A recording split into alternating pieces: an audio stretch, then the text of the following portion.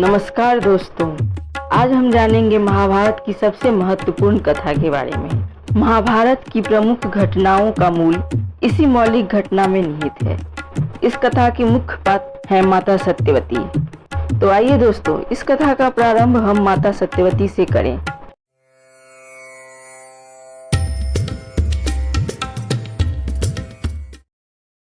प्राचीन काल में सुधन्वा नाम के एक राजा थे। वे बहुत ही पराक्रमी और विद्वान थे। वे एक दिन आखेट के लिए वन में गए। उनके जाने के बाद ही उनकी पत्नी राजसला को हो गई। उसने इस समाचार को अपनी शिकारी पक्षी के माध्यम से राजा के पास भिजवाया। समाचार पाकर महाराज सुधन्वा अत्यंत हर्षित हुए। पुत्र रत्न के लिए व्याकुल सुधन्वा ने एक दोने में अपना वीर निकाल के एक पक्षी को दे दिया। पक्षी उस दोने को लेकर आकाश में उड़ते हुए उनकी पत्नी तक पहुंचाने चला। मार्ग में उस शिकारी पक्षी को दूसरा शिकारी पक्षी मिल गया। दोनों पक्षियों में युद्ध होने लगा। युद्ध के दौरान वह दोना पक्षी के पंजे से छूटकर यमुना में गिर गया। यमुना में ब्रह्मा के श्राप से मछली बनी एक अप्सरा रह रही थी, जिसका नाम आद्रिका था। मछली रूपी अप्सरा दोने में बहते हुए वीर निगल गई तथा उसके प्रभाव से वह गर्भवती भी हो गई। गर्भ के पूर्ण होने के बाद एक निषाद ने उस मछली को अपने जाल में फंसा लिया। निषाद ने जब मछली को चीरा तो उसके पेट से एक बालक तथा एक बालिका निकली। निषाद उन शिशुओं को लेकर महाराज सुधन्वा के पास गया। महाराज सुधन्वा ने पुत्र न होने के कारण उन्होंने उस बालक को अपने पास रख लिया, जिसका नाम मत्स्यराज हुआ। बालिका निषाद के पास ही रह गई और उसका नाम मत्स्यगंधा रखा गया, क्योंकि उसके अंगों से मछली की गंध निकल रही थी। उसी कन्या को आगे जाकर सत्यवती के नाम से जाना गया। बड़ी होने पर वह नाव खेने का कार्य करके अपने पिता का सेवा करने लगी और लोगों को एक किनारे से दूसरे किनारे तक पहुंचाने लगी। इसी बीच एक बार पराशर मुनि को उसकी नाव पर बिठाकर यमुना पार कराना पड़ा। पराशर मुनि सत्यवती के रूप और सौंदर्य पे मोहित हो गए। साथ ही सत्यवती को देखते ही वे समझ गए कि इसी कन्या के द्वारा मेरे पुत्र वेदव्यास का जन्म होगा। क्योंकि पराशर मुनि तो सर्वज्ञाता थे। तब वे बोले, देवी मैं तुम्हारे साथ प्रणय संबंध स्थापित करना चाहता हूँ। तब सत्यवती ने कहा, मुनिवर आप तो ब्रह्मज्ञानी हैं और मैं एक निषाद कन्या हूँ। हमारा मिलन कैसे हो सकता है? ऊपर से मैं कुमारी भी हूँ और मेरे पिता की समाज में क्या इज्जत रह जाएगी। उस पर पराशर मुनि बोले, बालिके तुम चिंता मत करो, प्रसूति होने पर भी तुम कुमारी ही रहोगी। सत्यवती ने बोला, मेरे शरीर से तो मछली की दुर्गंध भी निकलती है, आप मेरे पास कैसे आ सकते हो? तब पराशर मुनि ने कहा, मेरे आशीर्वाद से तुम्हारा ये दुर्गंध भी सुगंध में बदल जाएगा। और फिर तथास्तु करते हुए उन्होंने आशीर्वाद दिया और वह दुर्गंध सुगंध में परिवर्तित हो गया। इसके बाद उन्होंने अपने योग बल से चारों तरफ घने कोहरे का जाल रचा दिया, ताकि कोई भी उन्हें और सत्यवती को इस हाल में देख न सके। इस प्रकार पराशर मुनि और सत्यवती का प्रणय संबंध स्थापित हुआ। समय आने पर सत्यवती के गर्भ से वेद वेदांगों में पारंगत एक पुत्र का जन्म हुआ। जन्म होते ही वह बालक बड़ा हो गया और अपनी माता से बोला, माता तू जब कभी भी विपत्ति में मुझे स्मरण करेगी, मैं उपस्थित हो जाऊंगा। इतना कहकर वो तपस्या करने के लिए द्वैपायन द्वीप चले गए। द्वैपायन द्वीप में तपस्या करने तथा उनके शरीर का रंग काला होने के कारण उन्हें कृष्ण द्वैपायन कहा जाने लगा। आगे चलकर वेदों का भाष्य करने के कारण उन्हें वेदव्यास के नाम से ख्याति मिली। तो आइए अब जानते हैं भीष्म प्रतिज्ञा के बारे में। एक बार हस्तिनापुर के महाराज प्रतीप गंगा के किनारे तपस्या कर रहे थे। उनके रूप सौंदर्य से मोहित होकर देवी गंगा उनकी दाहिनी जंघा पर आकर बैठ गई। महाराज यह देखकर आश्चर्य में पड़ गए। तब गंगा ने कहा, हे राजन, मैं जाह्नवी ऋषि की पुत्री गंगा हूँ। और आपसे विवाह करने की अभिलाषा लेकर आपके पास आई हूँ। इस पर महाराज प्रदीप बोले, गंगे, तुम मेरी दाहिनी जंघा पर आकर बैठी हो।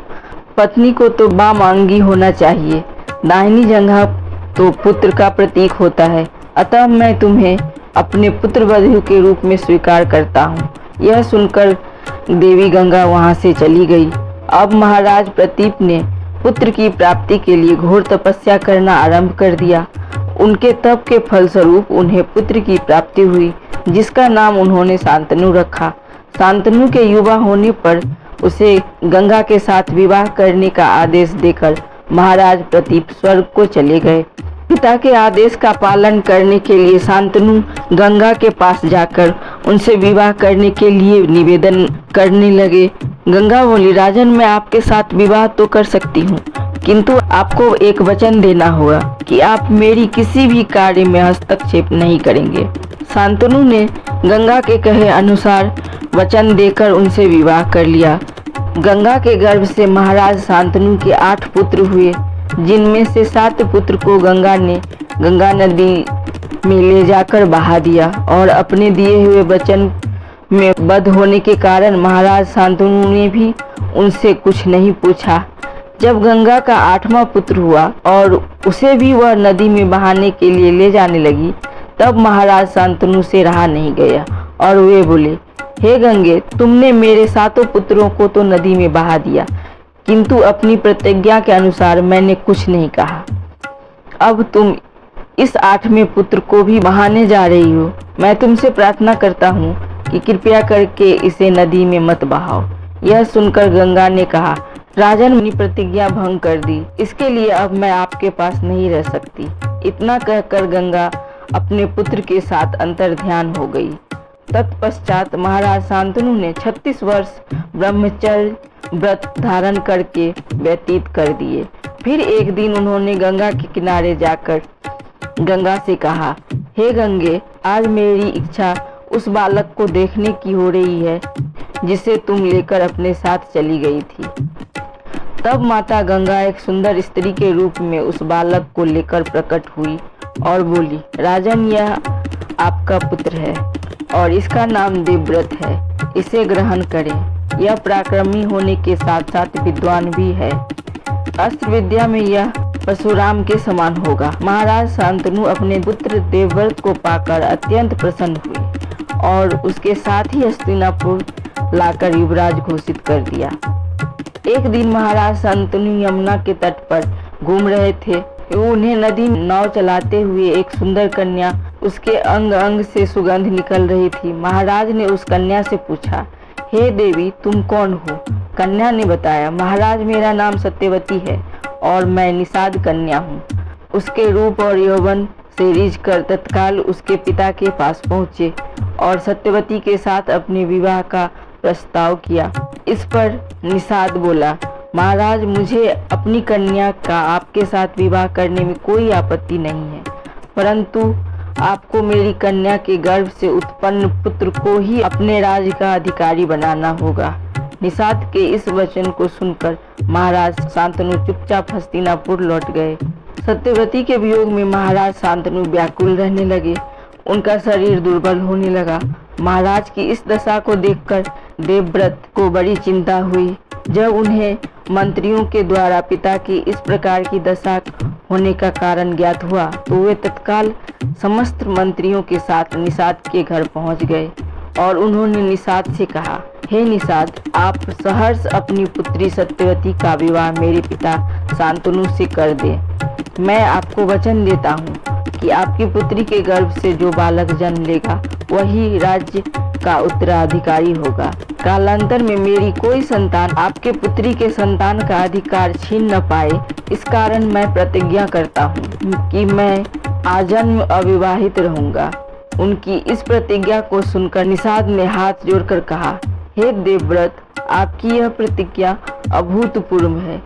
इतना कहकर निषाद ने तत्काल सत्यवती को देवव्रत के साथ हस्तिनापुर भेज दिया। हस्तिनापुर आकर माता सत्यवती और पिता शांतनु का विवाह कराया। तब शांतनु ने प्रसन्न होकर अपने पुत्र से कहा, वत्स, तूने पितृभक्ति से वशीभूत होकर ऐसी प्रतिज्ञा की है जैसी कि न आज तक किसी ने किया है और न ही भविष्य में कोई करेगा।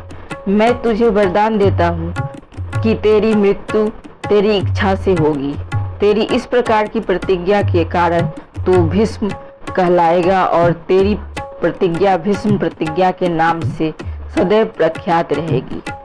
अगर आपको ये वीडियो पसंद आया हो तो इसे लाइक कीजिए और अपने जानने वालों के साथ शेयर कीजिए। साथ ही चैनल को सब्सक्राइब करना और बेल आइकन को दबाना ना भूलें। अगर दोस्तों आपके पास कोई सवाल या सुझाव हो तो कमेंट सेक्शन में बताना ना भूलें। धन्यवाद।